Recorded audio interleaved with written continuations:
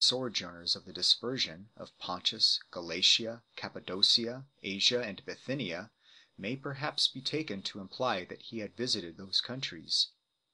Even during the time occupied by the Acts of the Apostles, we know little of his movements, and afterwards much less. He is said to have been bishop of Antioch and of Rome.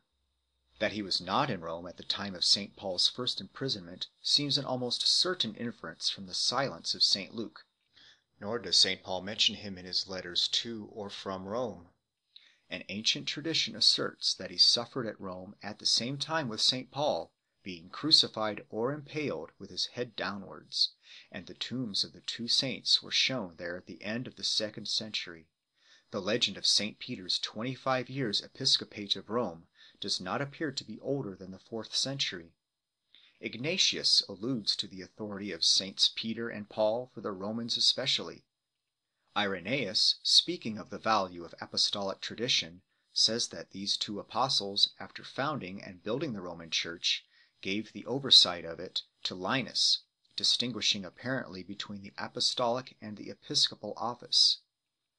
The apocryphal Petri Predicatio speaks of the meeting of Saints Peter and Paul in Rome.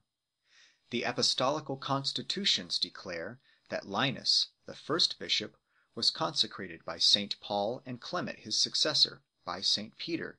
Here too the office of an apostle is something distinct from a local episcopate.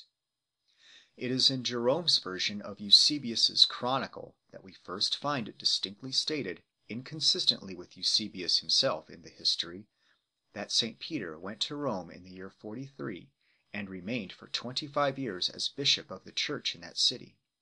But not only does this supposition involve chronological difficulties of the most serious kind, but Jerome himself states that the title of bishop was not used strictly in the apostolic age, but was applied to several distinguished leaders at the same time in a church. When therefore he styles St. Peter bishop of Rome, he must not be understood to claim for him the same kind of local preeminence which is involved in the modern use of the term. So Epiphanius speaks of Saints Peter and Paul as bishops of Rome. The truth seems to be that from about the 4th century, churches claimed as their bishops apostles or other distinguished teachers who were associated with their early traditions.